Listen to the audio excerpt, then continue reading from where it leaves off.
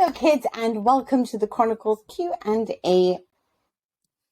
Well, yeah, just Chronicles Q&A. I always feel like the title should be longer or something. So, I'm always like, am I going to continue this? Anyway, I'm Mina and Nicky, as you can guess, because I'm the only one who just, blabbers on incessantly for absolutely no reason. And of course, I am joined by the wonderful Nicky Bandini that I have bothered so much on this show because I'm always panicking for lack of time in my life. Hello to you, Nicky. How are you? Hi, Mina. Would it help if we called it the Chronicles Questions and Answers podcast? No more of this abbreviation. You get a few more syllables into it. Yes. Oh, yes, that's what it is. Maybe I just need something more meaty. I'm like one of those type of people who when I describe something, I use 3 adjectives, never just one, Like, it's got to be this and this and this. I'm always one of those, like, more is more, More is more. More. I can be prone to that as well. But when you're in writing, I find that I've often been sort of stripped back by editors over time, and I think I've sort of hopefully found the right balance of well, I don't know. If people like my writing, then they can decide that, can't they? If not, then go read someone else. Yeah. But I am that type of person who'll be like, it's an 800-word count. I'll be like, okay, here's 2,000. You do the rest. I absolutely have no idea how to cut down. Like, I can never just I don't even know how to say that word. Never mind. I know how to write it. Do you know what's funny, Mina? Because I used to be on staff at the Guardian newspaper, and I think it was really interesting when I used to work across sort of different shifts earlier in my career. So earlier in my career, I did writing shifts, but I also did sub-editing shifts. I did editing shifts as well. And you saw, like, I think what was one of the most fascinating divides is like a completely different perception of whether writers were well liked between sometimes the editors and the sub-editors. And editors loved those writers who like would send in copy that like had the good news facts in them and that were like hitting the points that they were supposed to hit, that they were sort of been asked to cover. And sub-editors wanted to see something that fit in the box and was not 2,000 words long. So there's sometimes different driving motivations between people in terms of how they use things based on how much work it creates for them, I think, at the time.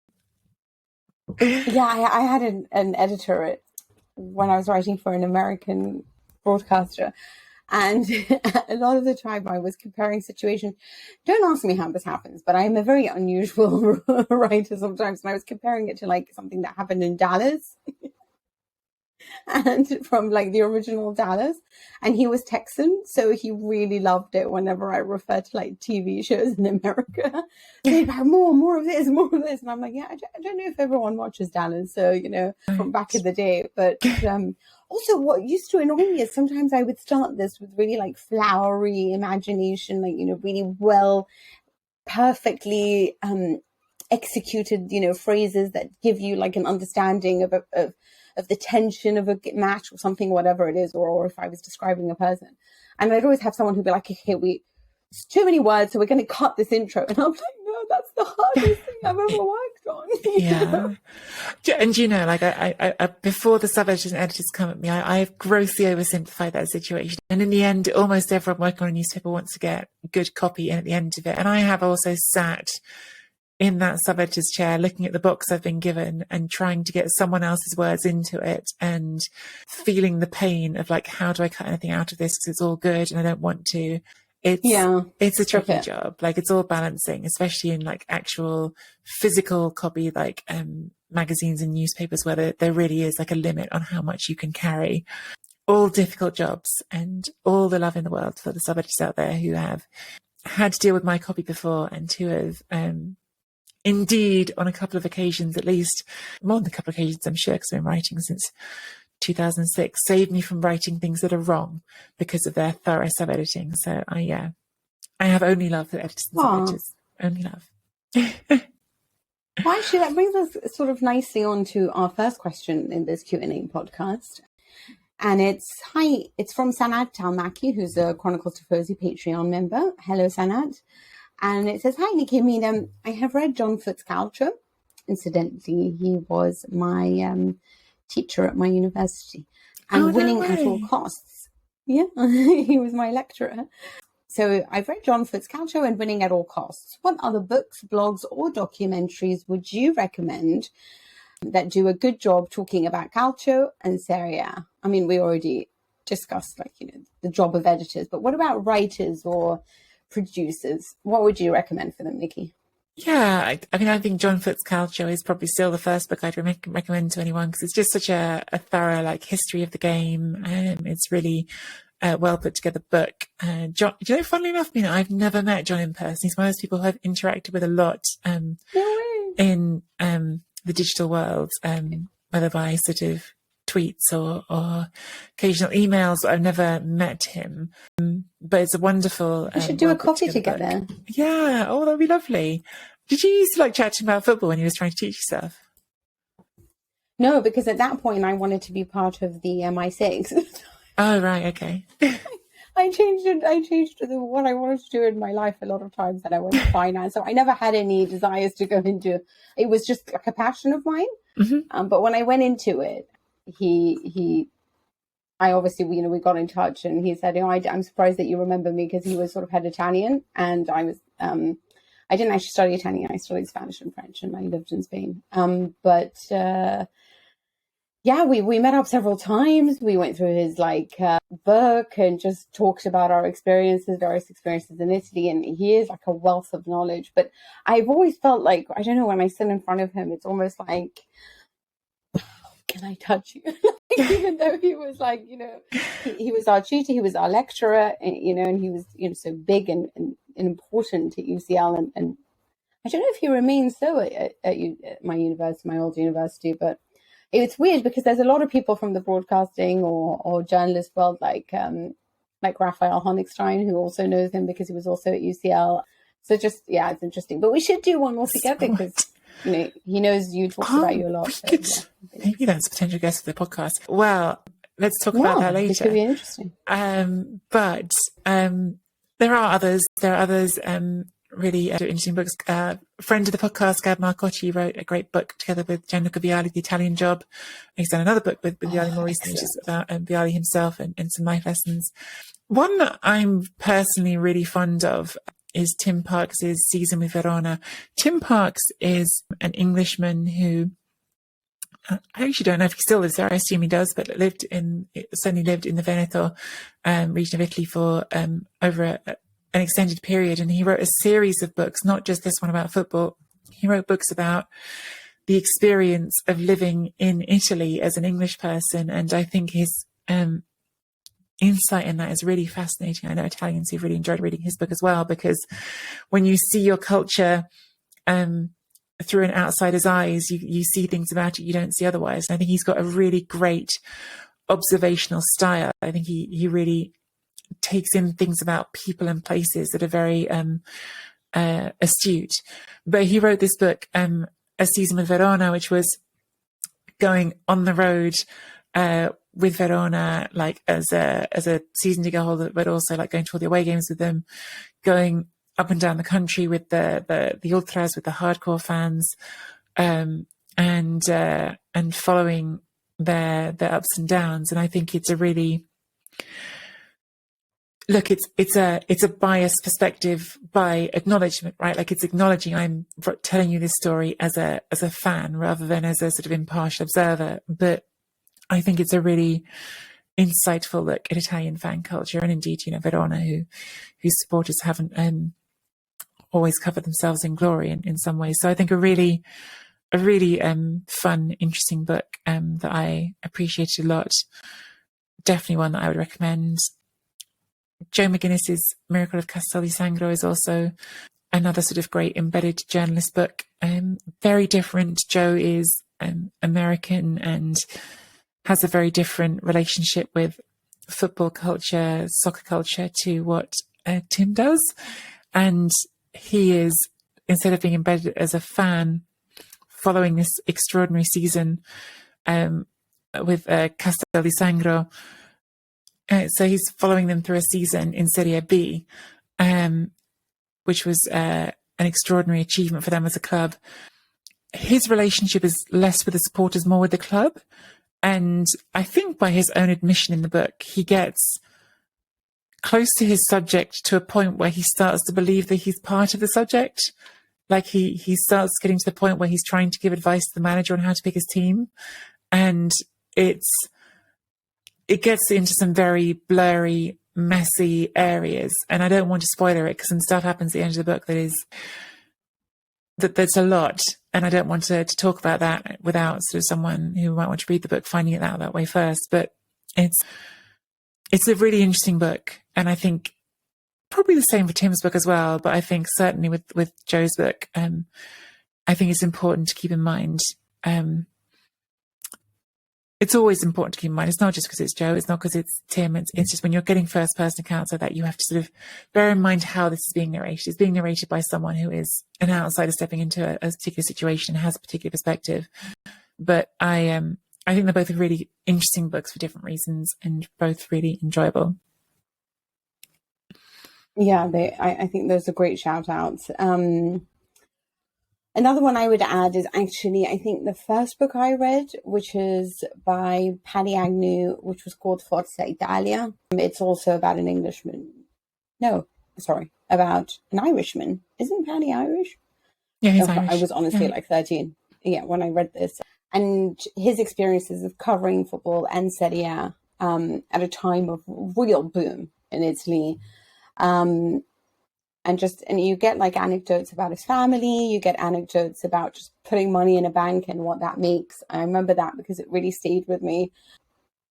Sorry, one thing you'll know in finance is we used to always, okay, this is my weird background, but coming from finance, you think of Spain and Italy as always being, countries that were never good economically when you compare them to the other giants like Germany or England or anything, the United Kingdom. But Italy was always cash rich because everyone would sort of hide their money in actual like beds under mattresses and physically hide it in the house. And it's interesting because there's a great story there about like, the banking system in Italy. And there's just all these wonderful anecdotes that I remember reading that book and I really, really enjoyed it. So definitely one that I think you have to read. I think it's important. I'm actually going to mention a blog that I think is really interesting if you like tactics, if you like specifically how certain players move within a system or not move, or just the philosophies of Maurizio Sarri or Marco Giampaolo, or I don't know if you want to read that, but you know what I mean, is ultimouomo.com. It is in Italian, but I think for me, it's one of the best things. I think it's just wonderful, absolutely, to read and understand football from a sort of a scientific point of view, if you like. Just from like stats and just tactics and the nitty gritty. Other things that I will mention is autobiographies. I've just gotten the Totti one, and Nicky does a great interview with Francesco Totti about him and about the book as well. And it's called Gladiator. It came out in Italian, but now it's available in English. You should also definitely read Andrea Pirlo's autobiography, because you will be on the floor. I mean, there were just points in that where I was in hysterics. I mean, when he talks about pranks with Gennaro Gattuso, for me, my favorite part is when I'm sorry, I do forget. But you remember there was like a striker at Milan, and I think he was Dutch, Huntelaar. Pirlo really hates him. Or at least it comes across that way. And just his snobbiness in football in general, like when somebody's tasked with sort of back in the day to just mark him and keep him out of the game, and he'd be like, is this what you came into football to do? Is this what you're happy to do, to not play, to just mark me? But I have to say, I think my favorite one includes Fatih Terim and his translator when they came to Milan and took charge, and I was in hysterics for most part. An excellent book if you just really want to have a good time. You don't even need to learn. But there is some interesting viewpoints. Mario Balotelli and what he means to Italy, what it was like to train under Antonio Conte, stuff like that. Gigi Buffon, his best friends, that wonderful relationship that he's got with various members of the Italian national team that we all know and love. And you just get a little bit of an inside knowledge on that. Otherwise, obviously, his documentaries that I've been on. Bit book. When you said on the floor, I was half expecting you to say on the toilet, because he talks about having his eureka moment about free kicks while he's on the loo. He's So right. He's so funny. He's so funny. The phrases he uses, talking about warm-up exercises as, I think he called it masturbation for conditioning coaches. So he has a way of using words that will tickle me as well as Mina. So yeah. Yeah, actually, Carlo Ancelotti has it's an interesting, because it's the same person who wrote Peerless. That's really good. Focuses a lot on food. Yes. Preferisco la coppa. It's literally like a play on words about preferring the cup, but also coppa is a cut of meat. So yeah, I don't know what it's called in English, but that's the Italian title. So definitely read those. In terms of documentary, you should definitely watch like All or Nothing on Amazon. Bad Sport, which goes into Calciopoli a bit. I'm on it, so I'm just going to plug that.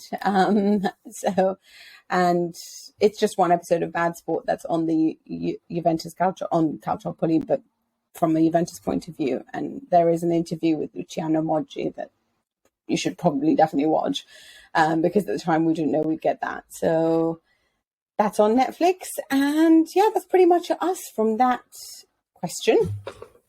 I think we've covered most of the things that they should definitely watch. Yeah, that was. I'm sure there's more. There's always more. I mean, certainly there's always more biographies, but that's certainly a good selection to get you going.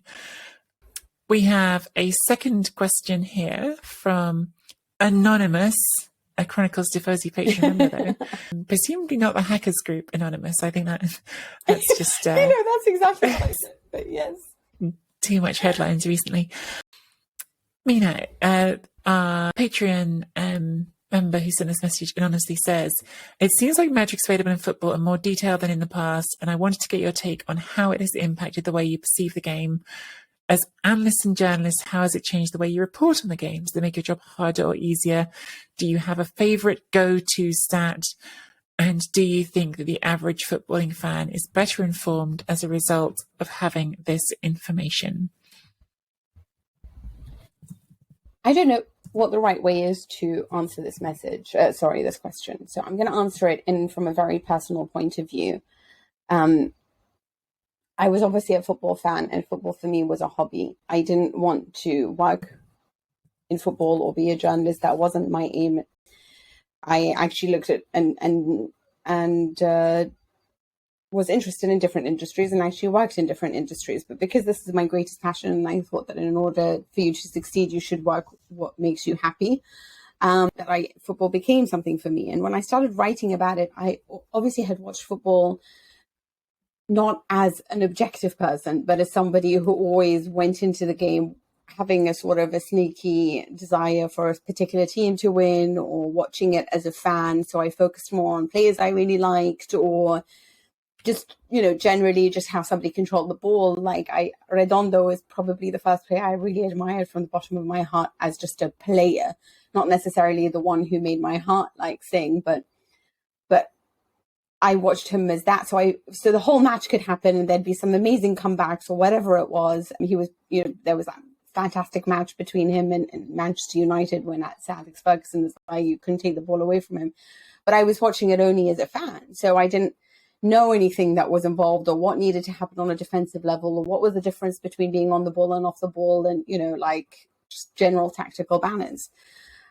So when I started obviously having to watch it from that, because I realized that this is what I wanted to do, and I wanted to go and be a journalist and get all the qualifications to be one, and start watching football with an objective eye, I started to learn a lot, and I heavily leaned on metrics to understand that.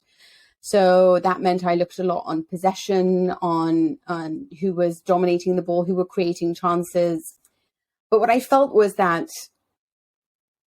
I was a little bit disappointed, because for me, the midfield seemed to always run the show, and there were never enough information on midfielders that showed you how much they ran the show. And that was only actually observed in metrics in 2014 in the World Cup, because it was a World Cup that was won, at least even and admitted to have been won largely due to the presence of Toni Kroos and Sami Khedira, because of what they did in that midfield. And yet none of the stats could really show you just what an impact they had on Germany. I mean, the headlines were all Kroos and Khedira, this wonderful couple in midfield that absolutely dominated and rocked Brazil and rocked, the World Cup, and just dominated in every stat they're supposed to, but you didn't have any stats that proved that. And that's when I started realizing that I couldn't heavily lean on them, because actually what I saw on the pitch and what I could pick up now as somebody who understood football on a different level and watched it from a much more objective point of view, and just looking at movements of the entire team and that how that affected, the opponent, it is really about what happens in your midfield. And I just couldn't find the stats to do that for me. Even like if you look at XG, for example, Inter was supposed to score 4 goals against Genoa, and they didn't. So stats are so important, especially if you are somebody who's into betting or anything like that. But I never could, for me, lean on them afterwards when I started to hone in on my other skills in watching football. Yeah, there's a cartoon I remember seeing, and I can't remember if it was in my head. Is it XKCD or is it someone else? It's a cartoon I remember seeing a while ago that tickled me, where it was just like two guys in a booth, and like one of them was like, "Hey, I just got a collection of random numbers.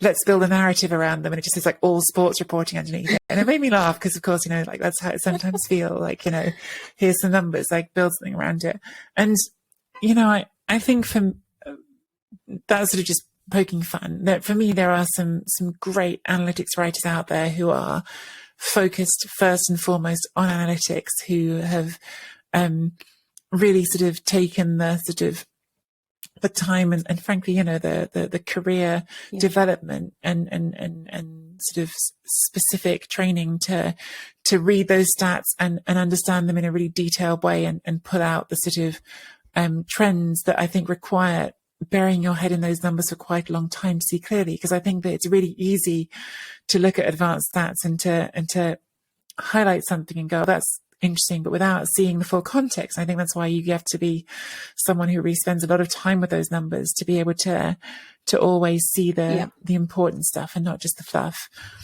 There's lots of people doing that. The one in my head at the moment is Grace Robertson on Twitter. She does a great job with it, but not so much focused on Italian football. But there are lots of people out there doing that, and they are analytics people who get it really well. I even for scouting, like Venezia, they look a lot in the stats, and that's how they choose on which players to buy. And a lot of those is worked out for them. Football club scouting departments is hugely skewed towards that sort of data now, and I think rightly so. Obviously, we live in the sort of post. It's all Billy Bean and Moneyball, isn't it? Everything's sort of flown from there, and football has followed, and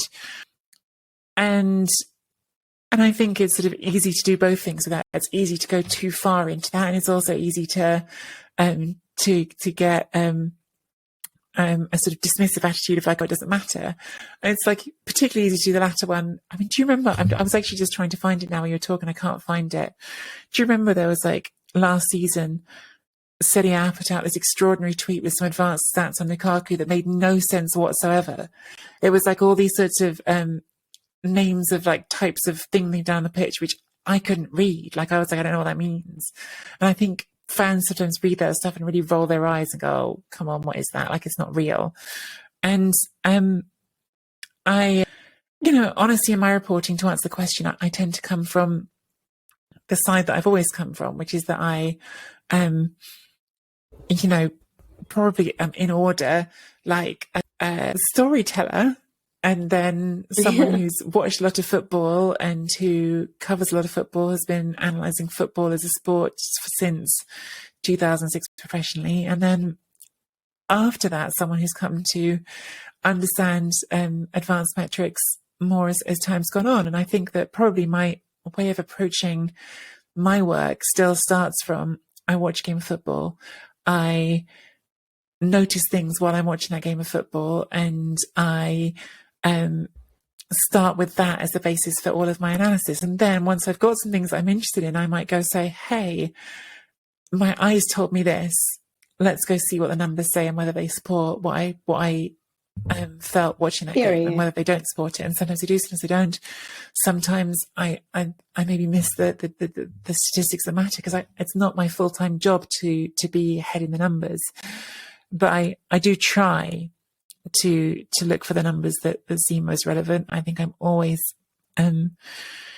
finding new ones. I don't know if I've got one statistic that jumps out at me, because I think it's always different things that relate to different situations and different teams and different players. I mean, in the end, the one that's most ubiquitous, I think I've sort of accepted most sort of completely, is just boring obvious one, which is expected goals. Like, I do probably look at the expected goals after every game now, just to see how that skews together with other stuff that I have in my head from that game and go, oh, does that reflect what I experienced? Really? Yeah, I'm always curious. I'm always curious. Interestingly, yeah, I agree with that. Like, sometimes you build a narrative, and so, for example, when we were tasked with covering into Liverpool for various broadcasters or writing about it, I needed to explain that Inter do create so many options, but not necessarily take their chances very well. And so that would be a stat that I'd look at: how many shots, how many of them are on target. And obviously then I'll use the stat if it sort of backs up my argument. And then I'll look at the stat, and if it heavily doesn't back up what I think, then, then I know I'm wrong. And that's just my own feeling about it, but it's wrong. But the thing is with football, is what I find so interesting is, I was trying to explain to somebody about Vlahovic and why he's so special, and how can you explain sometimes with stats? This is where you need both. You need somebody because I work with somebody who is heavy on stats, and he is remarkable. He doesn't get anything wrong. Like, every week he'll almost tell me the results perfectly because of what the numbers have told him to, based on XG or all of these things. And I'm honestly amazed because this guy doesn't know Serie. He's just going simply because he reads stats, and he just tells me, and he's almost always right. And he says things and I'm just like, what are you talking about? Like, of course that's not going to happen. Like, he called out Cagliari against Napoli, and he told me that he thinks Cagliari will win against Serie, and I just don't know how he manages these things. So obviously there is an art to it that I might not be understanding, but there's a part of me where it's like, how do I describe to someone that, like, Vlahovic's first touch is so magnificent that, he can make a Morata bad assist into a glorious assist to score another goal for Juventus. It's that I don't know how to really explain through stats, I guess. I mean, who the great players are. And sometimes, someone will do a lot for the match. Like, Rooney is somebody who used to do everything, but actually that might disturb the work of others. Like Matuidi could do that. And it becomes a one-man job where it's too many cooks in the same area. So it's like, you need to get out of my place because this is the control. This is the block that I'm controlling. So yes, I don't know, but I think there's a desire and a need for both, I guess, for stats and for storytelling. Like, in the end, like, the things I don't want to, like, ever be a dinosaur who's, like, trapped in some old-fashioned way of doing things that's not acknowledging and respecting all the new information we have that we didn't used to have. I think it's really important. But I think that I also personally think that it's important that we don't get so lost in numbers that we lose what, in the end, the reason people love football, which is passion, which is emotion, which is human life. That in the end, sport is about humans, and extraordinary humans who we find compelling to share time with and watch. And that's why I think my experience of football will never be the one that's just the numbers. And that's not to say it's not hugely important, because it is, but it's never going to be how I experience football, I don't think, because it's just not. I think that even though it's only 2 questions is all we've got time for. We did do quite meaty answers to both of them this week, so we're going to have to wrap it up there. We do have lots more questions coming in. Thank you all so much for sending in your questions. We will keep getting to as many as we can every week. In the meantime, we do hope you enjoyed this episode. Please check out our website at seriechronicles.com and click the Chronicles Tifosi button to join our Patreon community, where you will get access to exclusive episodes and bonus content. Get your questions in on Twitter at Serie Pod with the hashtag Chronicles Q&A, or send us a voice message via the website. We had one of those a couple of weeks ago and it was great. So do, if you want to have your voice in the show, get in touch that way as well. Find both of us on Twitter at Mina Rizuki, at Nicky Bandini. Subscribe to the Serie Chronicles YouTube channel for clips of the show, and follow us on Instagram. And finally, please do leave us a rating and review on Apple Podcasts or Google, or even on our Facebook page. But as always, 5 stars only. All from me and from Mina. We will see you next week.